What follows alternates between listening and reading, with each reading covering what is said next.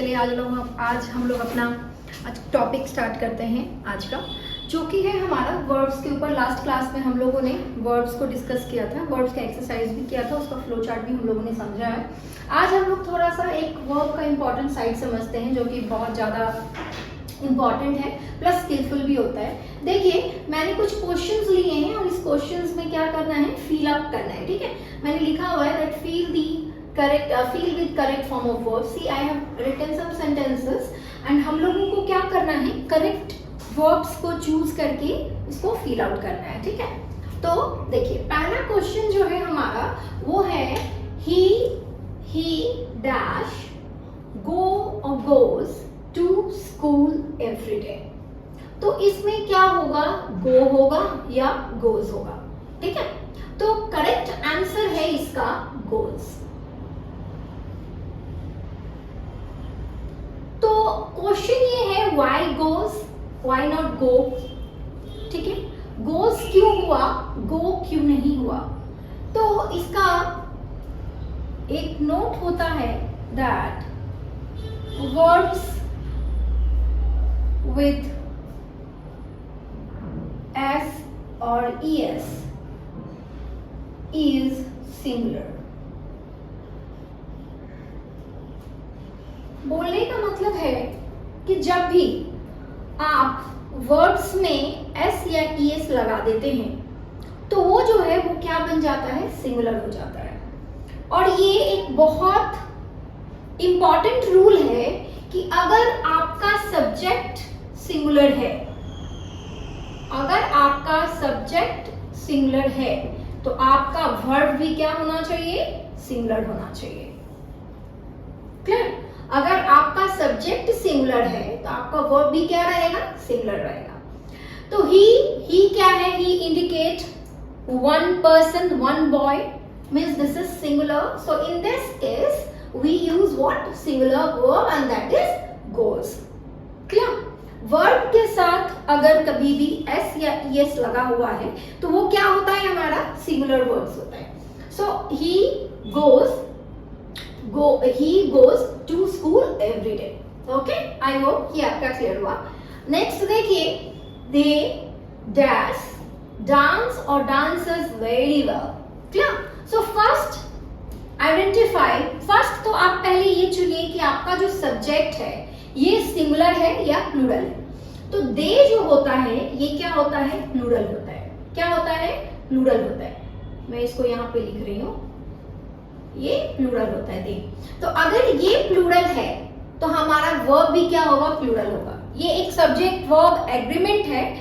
Subject और verb में एक एग्रीमेंट होता है कि सब्जेक्ट अगर सिंगुलर रहेगा तो वर्ब भी हमारा सिंगुलर रहेगा, और अगर सब्जेक्ट प्लूरल रहेगा तो हमारा वर्ब भी क्या रहेगा, प्लूरल रहेगा।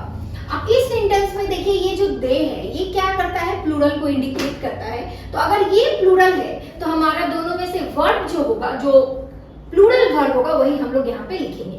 तो दे डैश, डांस या डांसेस। और मैंने अभी बताया दैट वर्ब्स विद s और es इज सिंगुलर।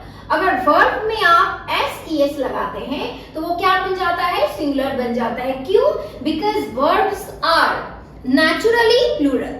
वर्ब्स जो होते हैं वो प्लूरल ही होते हैं। जब आप उसमें कुछ इंडिकेटर्स, जो कुछ एक्स्ट्रा s es लगाते हो तब वो क्या बन जाते हैं, सिंगुलर बन जाते हैं। क्लियर? इसका ठीक उल्टा होता है नाउन्स के साथ। Nouns are naturally singular. When we add s or es to them, it becomes what? Plural. Okay, for example, see, I am writing it here. See, boy is a noun, right? And it is singular in form. If you will add s to it, it become what? Plural. Clear? तो ये nouns जो होते हैं ये ठीक इसका verbs का पूरा उल्टा होता है। Verbs जो होते हैं वो नेचुरली प्लूरल होते हैं, और जो नाउन्स होते हैं वो नेचुरली सिंगुलर होते हैं। क्लियर? चलिए, don't get confuse in this matter. See, so they is plural. अगर ये प्लूरल है तो हम लोग यहाँ पे जो वर्ब लेंगे ये भी हमारा प्लूरल होगा। तो डांस और डांसेस, तो देखिए डांसेस में s लगा हुआ है, ये तो पहले ही सिंगुलर है, तो हम लोग क्या लिखेंगे, डांस, क्योंकि डांस जो है हमारा क्या है, प्लूरल है। Clear? Next, farmers dash grow or grows crops for us। So farmers plural, सो हमारा वर्ब क्या होगा, प्लूरल होगा, जो कि है हमारा ग्रो। ठीक है, सबसे पहले जो आपको नोटिस करनी है वो ये है कि आप अपने सेंटेंस के सब्जेक्ट को देखिए कि वो सिंगुलर है कि प्लूरल है। ठीक है, चलिए ये हमारा प्लूरल था तो हमने प्लूरल वर्ड को यहाँ पे बिठाया। नेक्स्ट जो है द टीचर डैश टीचर्स और teach in the class. So teacher singular, right, तो यहाँ पे क्या होगा टीचर्स। हमारे इन दोनों में सिंगुलर वर्ब क्या है, teachers. Clear? Next flowers does smell or smells very nice. The flowers, as you can see, this is plural in form. So what we have to choose in this? We have to choose plural verb in this, right? So which is the plural one? So smell is the plural one. So write it here. Clear? Okay. Now come to the next one. We does love or loves to sing songs. So we is the plural one.